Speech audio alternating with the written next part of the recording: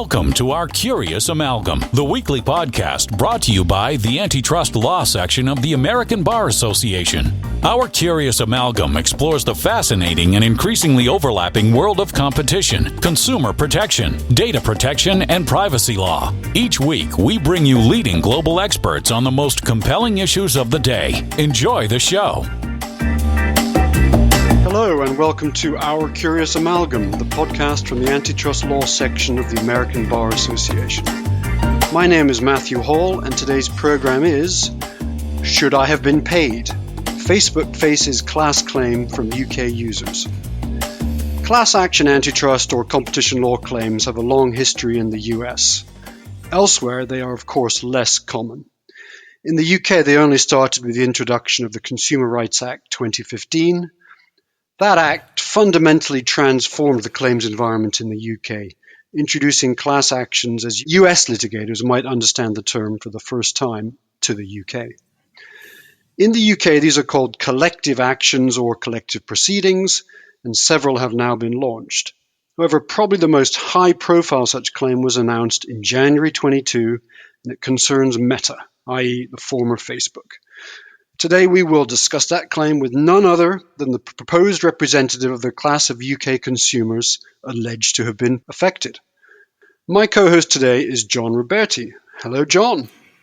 Hi, Matthew. It's great to be here. Well, thank you for joining us today, John. Before we kick off with our questions, I'm just going to introduce our guest. As I say, we are very honored to have the class representative for this claim, Dr. Lisa Lofdahl-Gormsen. She has a very long and distinguished career as a competition law academic and a market abuse practitioner. She's a senior research fellow at BIICL, the British Institute of International and Comparative Law in London, and the director of the Competition Law Forum. So, Dr. Gormsen, thank you very much for joining us. You're very welcome, and thank you for having me. Well, John will ask you some specific questions in a moment, but I just wanted to, if we could just kick off this massive claim that was announced. Could you just take us through how you had this idea or what the history of this issue is? Because obviously Facebook's been operating in the UK for a long time. Yeah, it really all started back in 2018, where I did a research project looking into the business models in tech in general, and I focused mainly on the Facebook business model, which is a two-sided business model where it's offering users access to its platform in return for their data, and then it allows advertisers access that data and that two-sided platform. That was very interesting. So I looked into that and I did quite a long paper, and I've written a couple of papers on this, and that kind of gave me an idea. The more you think about these things, the more I decided, well, that doesn't quite look right. Let me think about a bit more. So that was how the whole thing came about some 3 years ago. What court is this case filed in? It is filed before the Competition Appeal Tribunal in London. This is a specialized tribunal for these sorts of antitrust claims. It's different than our system in the US, because in the US, well, I guess in the US you could bring a complaint to the FTC, but the FTC would ultimately be the one that would have to bring it. If you're bringing a private action in the U.S., you bring it to a court of general jurisdiction. Do you think that there's benefits to being in front of the competition tribunal in a complex case like this one? Yeah, so it's interesting you mentioned the US system with the FTC, because of course we also have an administrative system here in the UK. So I could also have gone to the Competition Markets Authority, the CMA, and tried to convince them to take the case. But given that we saw they launched their market study in July 2020, I wasn't really very much convinced that they were going to do much. So therefore, I decided to do a standalone private action before the Competition Appeal Tribunal instead. Yeah, so I would have had that option. Not, who knows whether the CMA would have been interested, but at least we have the option. And you brought the claim as an individual. And in other words, you're the class representative. What does a class representative in a collective action do? What are the responsibilities? Well, obviously, I can only talk on my behalf, and I think it's a very different role one can have. Because I knew so much about the subject, and because I had built the legal theory of harm, and I had collected the empirical evidence for this case before I even got to employ lawyers, economists, barristers, found a litigation funder. Because I had this all prepared in a way, I was very much engaged from the very early stage. And so I am part of all the discussions. I'm part of the substantive discussions of this claim. I have been part of, I'm there all the step of the way, in a way, where I think sometimes you would see that you would have a law firm building up the claim, finding funding, and then they would then go and find somebody from the class who can represent the class. So I think it can be, you will see various different versions of being a class representative, but I would say I'm quite involved. And could you walk us through the legal basis for the claim? What's the legal theory? Yes. So we have, for many, many years when the United Kingdom was part of the EU, it would be Article 102 of the treaty, which was abuse of a dominant position.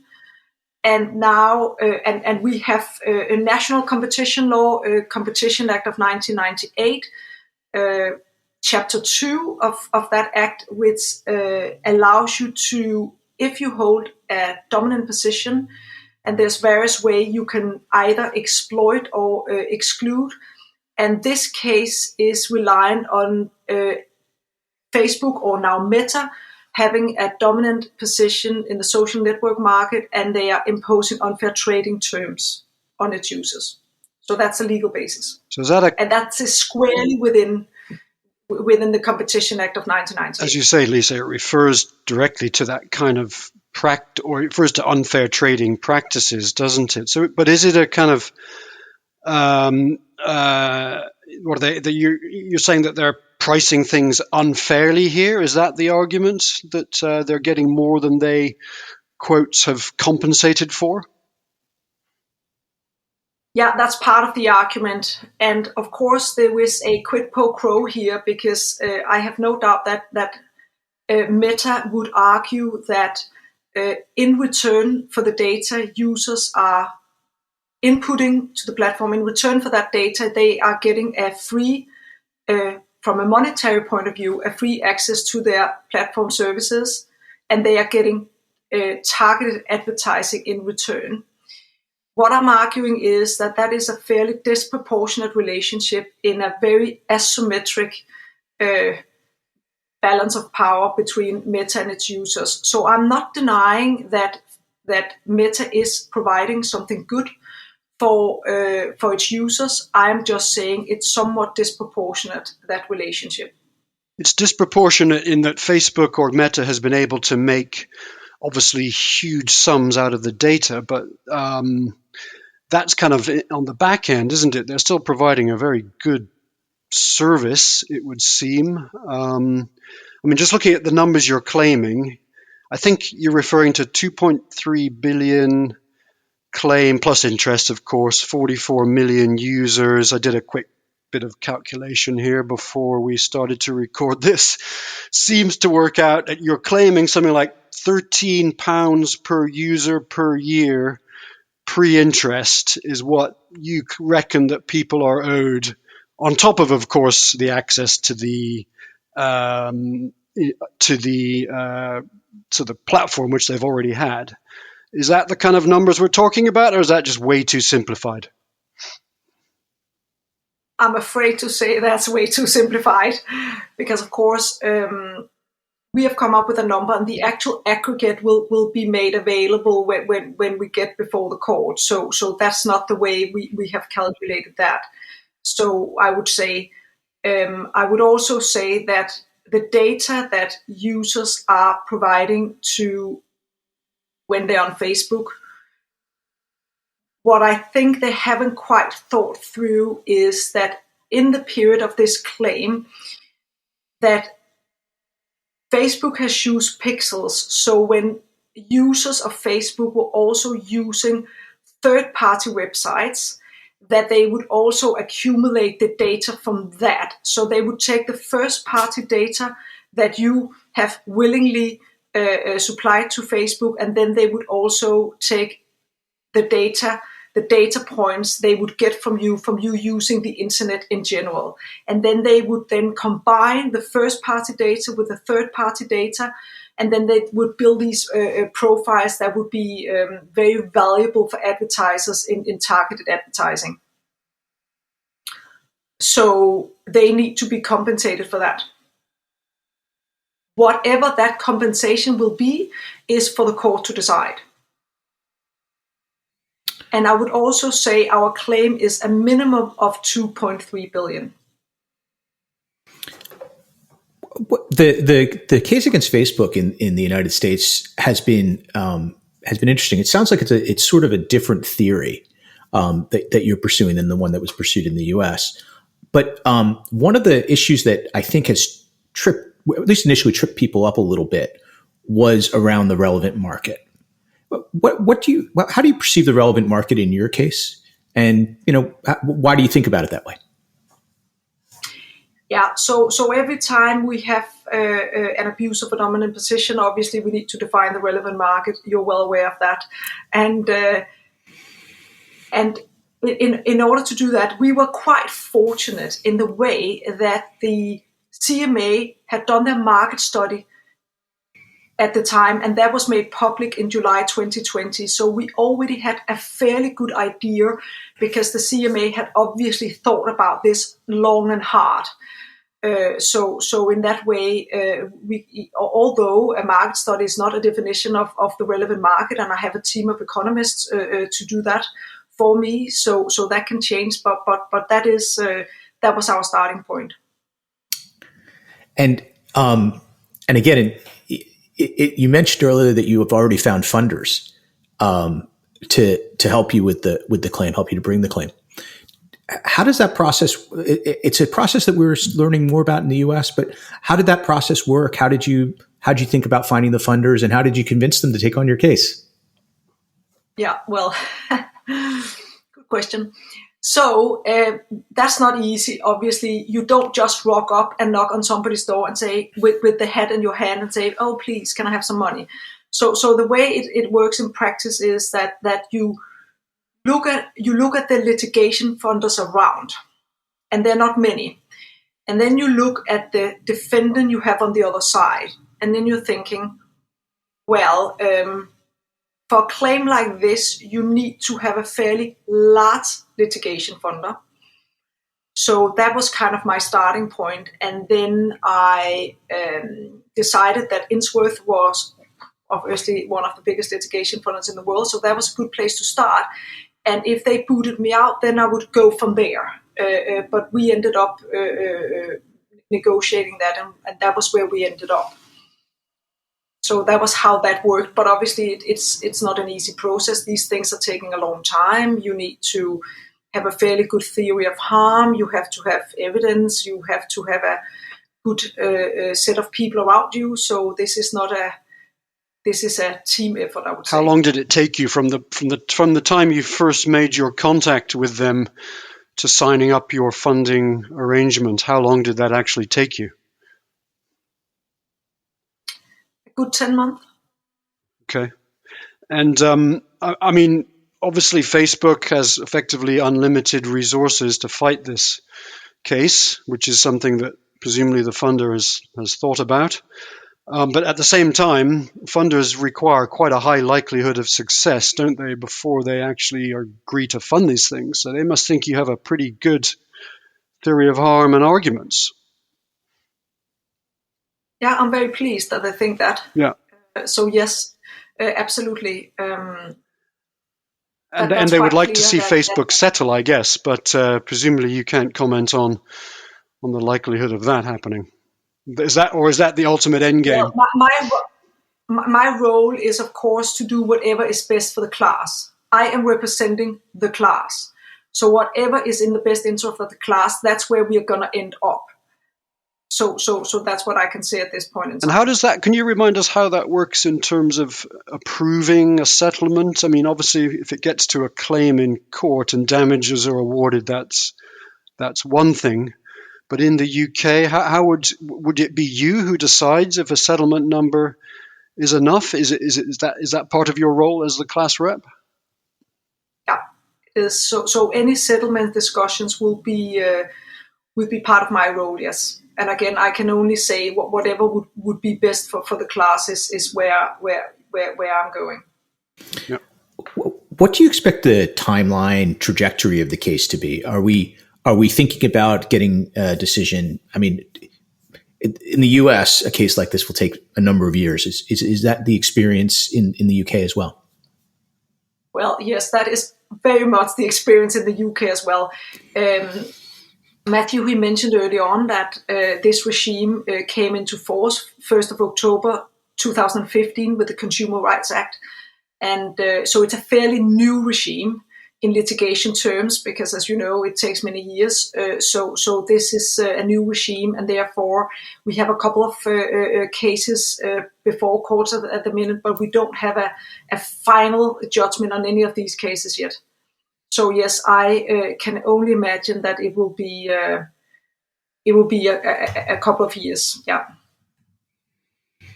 At which point Facebook, if it loses, or you presumably could also appeal, could you? You could appeal from what the CAT ultimately or decides at first instance. Sure, that's for both parties. And again, that's something that's very much in the future now. Of course, we're jumping ahead of ourselves here. But of course, if that would be in the interest of the class, that would be something I would take into consideration. And as a class representative, it seems like it's an awful lot of work. Probably, I mean, and you're really treated, I think you'd be probably just treated mostly just like any other class member, but doing all the work. Does that, what motivates you to want to do that? Right. Okay. So before I talk about my motivation, I would obviously say I'm not going to be treated like any of the other members of the class, because of course I am not allowed as a class representative to have an economic interest, either direct or indirect economic interest in this.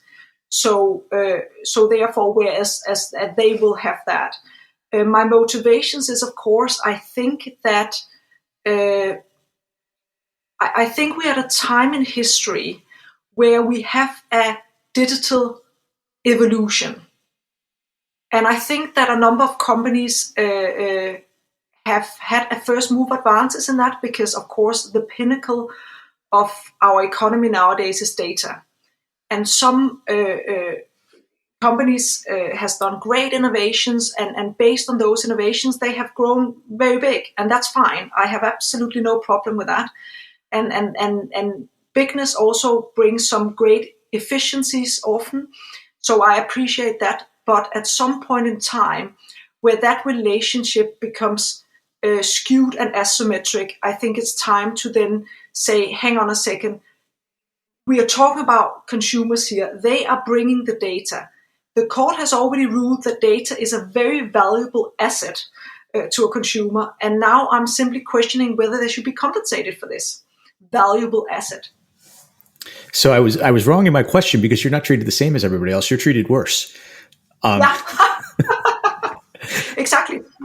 And it is a lot. To answer the other part of your question, was is yes, it is a lot of work, and it is hard work. And I can only say, unless you know what you're doing, you shouldn't get involved in this. Because if you have to think about these things on top of doing it, it will be.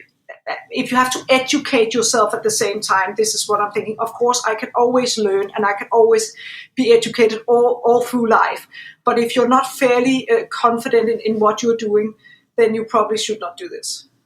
So, Lisa, are you compensated by in any way for doing it then, or are you completely doing it out of the goodness of your heart and kind of professional interest? Well, I would say the first couple of years I did it out of my good heart and my interest. And now when things are becoming more specific and drafting and these sorts of things, I'm compensated for the time I spent doing the legal work, yes. And why, just changing subjects a bit, the period of the period you're looking at is 2015 to 2019. Is there any particular, is there a limitation issue there, or is there some particular reason or rationale for that period? Well, we couldn't start before the 1st of October 2015 because we didn't have the class action regime in the UK before that date. So that was where the starting date is. And of course, it's believed that there's been some change in terms and conditions for Facebook in 2020. So, but whether that means that the abuse has stopped is still to be seen. Okay, so yes, so you start at the claim period starts October 2015, as you say, when the Consumer Rights Act came into force, and currently you're looking at December 19 as the end date. So you're saying that they may have stopped their alleged abuse shortly after or at that point when they changed their T's and C's.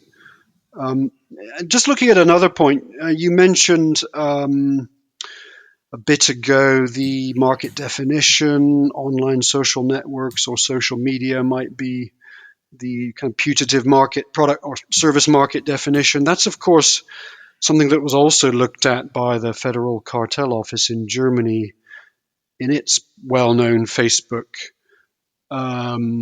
case. I think they made the original FCO decision, well, some time ago now, obviously, although it's been appealed a lot.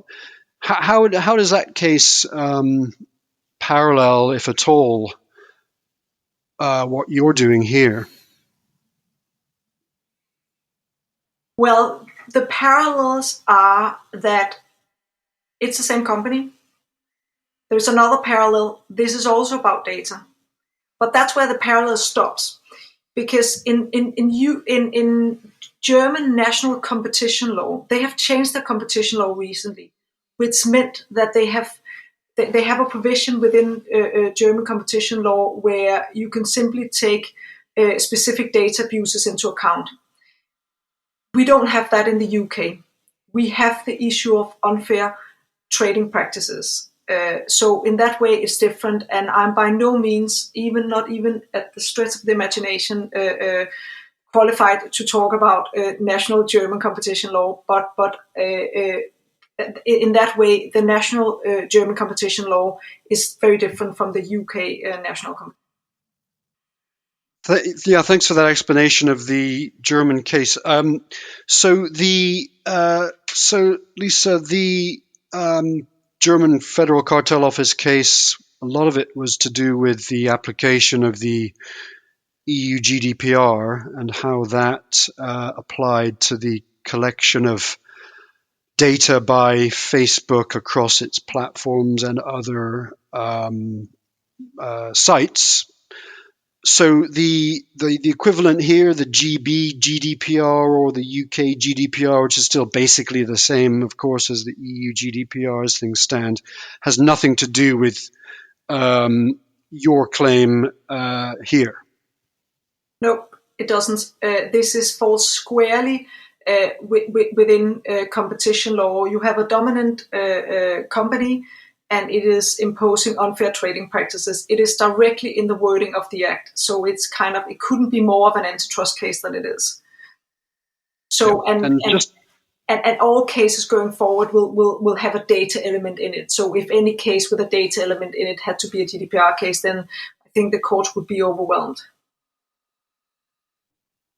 Yeah, absolutely. Okay, and we've talked a bit about the legal basis, as we've said. Has to be a dominant position, and you're identifying that market, and then there has to be the abuse, which you just mentioned again, the unfair terms and conditions. Now, can you just take us through and what those unfair terms are, i.e. the surrendering of personal data on a kind of take it or leave it basis for not sufficient compensation or monetary compensation. For particular US listeners, but also listeners elsewhere, there's probably a nice distinction here between, in broad terms, a kind of exploitation claim and an exclusion type of abusive dominance claim, where there's a kind of a difference in the EU and UK competition law. Could you just explain that a bit for us? Because I think it's quite an interesting differentiation. Yeah, so that's absolutely right. We have the distinction between exclusionary abuses, which is very much where you have a dominant undertaking excluding their competitors.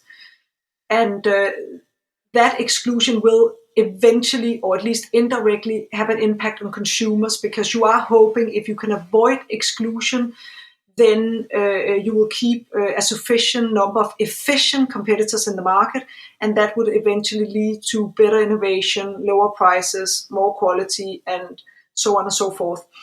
And the other thing you mentioned is exploitation. And exploitation is where you have a direct harm to consumers, which is the claim I'm bringing.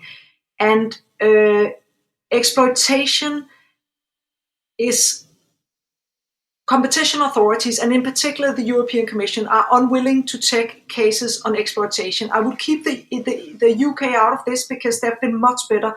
But those exploitative cases that has been before court in the UK are very much in relation to excessive pricing. So, and this case is not about excessive pricing. So in that way, because it's about unfair trading terms, it is different from the previous cases, and it is a very untrodden area of law. It's exploitative abuses are so rarely looked upon. I think particularly it's a blind spot in competition law, because if we all go around saying that the objective of antitrust and competition law is consumer welfare, then why is it so remote from consumers? Why are they reluctant to take cases where you see a direct harm to consumers? And here I'm in particular thinking about the European Commission. I'm not thinking about the UK, because the UK has been fairly active within this space. Yeah. Do you think that the same principle would apply to any other companies or platforms which operate on the internet generally? Because obviously Facebook is not the only, or Facebook Meta is not the only company which hoovers up huge amounts of data for no compensation other than the provision of other than the provision of the service. Are there any other companies that spring to mind where the same principles, other than provision of the service and targeted advertising, if you think that has any value? You might think it doesn't really. Certainly my children use ad blockers, so but are there any other companies which could be in the firing line in the same way? I think we have seen that Google has very much been in the firing line on this, but not on the data issue. But the European Commission has obviously looked quite closely at Google over the past number of years. But they haven't taken any antitrust action against Google where it on the same theory of harm as my theory of harm. But I don't think it is far removed that some other companies are relying on the same business model. I mean, Google is also relying on a business model where you see targeted advertising in return for the use of the search engine. And hoovering up lots of data in return for the use of the search engine, right? I mean, the search engine is an excellent service, clearly. It seems like it's a pretty good analogy. Yeah, and I mean, I'm not saying that Facebook hasn't provided a good service as well. I just think that users not entirely clear on how they use that data, how much data, and the combination of data. Yeah. So when you put out a press release, and your lawyers put out a press release explaining the claim. Obviously, it's an opt-out claim, so. every user is automatically in the class. You don't have to kind of write in and get your name on a list. But will you be advertising it generally so people are aware that they may be entitled to their money? And if so, how are you going to be doing that? Sure, absolutely. So we have built a webpage, which is facebookclaim.co.uk. And we also have I'm working with a company who will be doing all of the notices in newspapers and on the internet and all sorts of places where they will be notifying the class members that this is going on. So, and that's something you're required to Sorry, go ahead. No, go ahead. I think I've finished. That's something you're required to organize as part of the class rep job, is to make sure the publicity is out there. Correct. Yeah. And will you be advertising on Facebook? That would be absurd. Or will you be blocked? So, exactly. I would be blocked, right? But can you imagine that I have to pay enormous amount of money to Facebook in order to Facebook then having to advertise their own demise? I mean, I couldn't think about anything. It would be rather absurd. But okay, I'm not going to rule anything out at this point in time. But it's probably the best place to reach Facebook users. They have a huge percentage of the online advertising market. Seems like ironically the place to go. Yeah, exactly. That would be very ironic. What about, you mentioned a bit ago the digital evolution. We've also talked about changes to terms and conditions. There's obviously a huge amount going on in terms of general regulation in the EU and UK, with Digital Markets Act in the EU and other provisions in the UK coming in. Is regulation impacting any of this? Will it change the environment for the better in your view, or is it just too slow? Or do you think, what are your views on the regulatory environment? It's quite clear that regulation comes when there is market failure. And we have moved away from the discussion about should there be regulation. Regulation is coming. That's clear. Regulation is coming in the EU. We have the proposals going through trilogue at the moment, the DMA and the DSA. We have regulation coming in the UK, and that is a sign of market failure. It is also a sign that ex post antitrust enforcement has not worked. And it hasn't worked for a number of reasons. And one of them you have mentioned, it's simply too slow. Having said that though, ex ante regulation and ex post enforcement are not mutually exclusive. Those two instruments can live very well in parallel. My claim is, of course, that I don't have the powers to impose structural or behavioral remedies on Facebook. That is only the CMA that can do that, either through ex post enforcement or through the code of conduct that will eventually come into force here in the UK. So what I'm doing is kind of and I'm using another tool in the toolbox, and that is to compensate users. So this is a damages claim. I'm compensating them for the abuse that they have been subject to. So regulation is still in the making, and it will still take some time before we'll see regulation coming into force. So I doubt that it will have an impact on this claim specifically. And when it's enforced, do you think it will be the better way, or the way that will be used in the future to sort out this type of issue? Or do you think there's still going to be a need? Obviously, this is one type of issue. You think there'll still be a need for these types of standalone or class claims in parallel going forward once these regimes are fully operational and working? Well, I guess it depends on what will be in the code of conduct, what they're asking the specific platforms or the so-called gatekeepers, or the terminology we're using in the UK with the significant market status. it depends on what would be in those specific code of conducts, whether you can draw something out from that, or whether that would have. But of course, being ex-ante regulation, it's all about let's try to stop this before it becomes a problem. But there is still, as long as people can look at the abuses that has happened in the past, these actions will keep going until the limitation period says stop.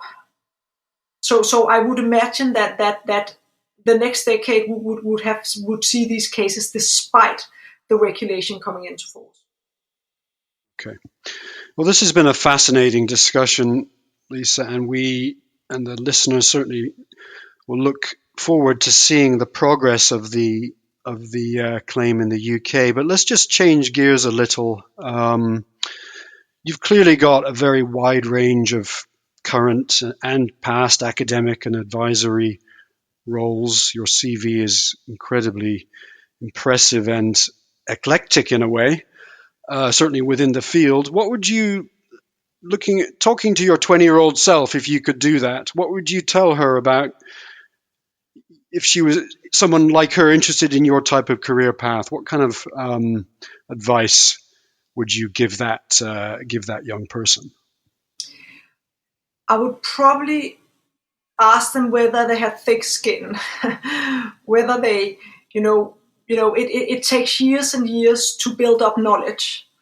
And as you educate yourself and gain that knowledge, you will be knocked back quite severely a number of times. And so perseverance and grit is something you need to have in this business, I would say. But I guess that goes for all lawyers, really. And I would also kind of say that life is dynamic and things are changing all the time. So even when you feel you're in a bad place, you're not going to stay in that bad place for very long, right? So take the knocks you're getting along the way and get back up again. It's not so much.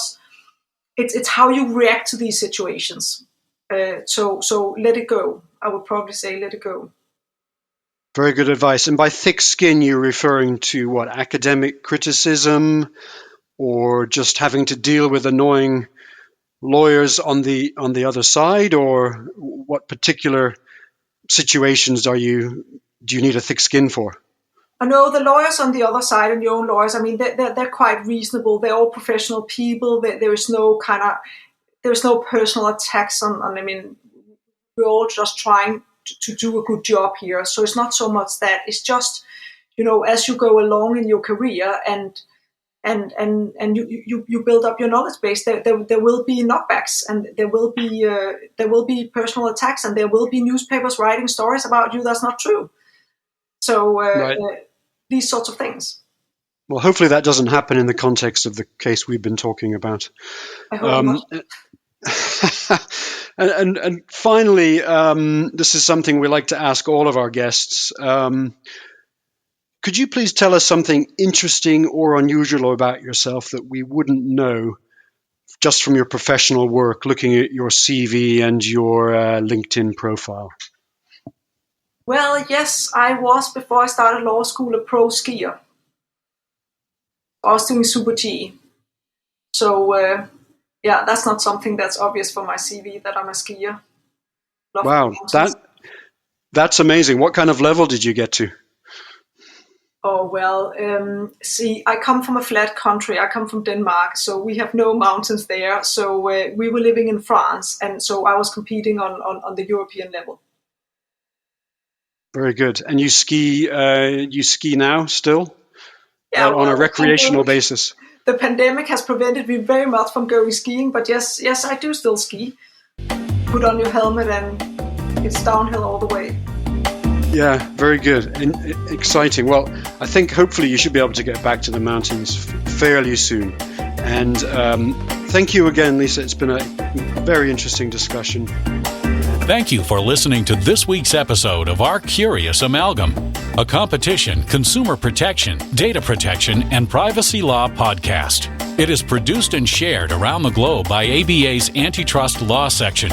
The opinions expressed by the participants in this podcast are their own and do not necessarily represent their employer or other organizations. If you like what you heard or would like to become a member of the American Bar Association, please check out what the Antitrust section has to offer at ambar.org/antitrust. You can learn more about our podcast at ourcuriousamalgam.com. If you have comments, suggestions, or podcast ideas, please reach out to us at podcast@ourcuriousamalgam.com.